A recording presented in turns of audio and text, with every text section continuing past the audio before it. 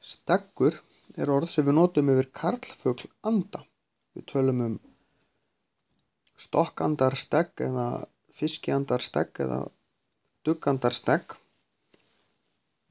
Steggirnir eru yfirleitt skrautlegir því þeir eru að keppast hylli kvenfuglana. Þeir sjá ekki að liggja á, þannig að þeir þurfa ekki að vera í felulitum eins og kvenfuglarnir og eru skrautlegir.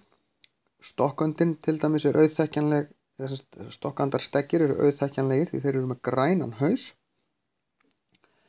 En svo er ein önd þar sem við köllum karlfuglinn ekki stegg heldur blika.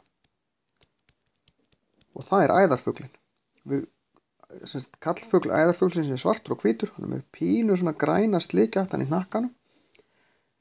En við köllum hann æðarblika eða bara blika.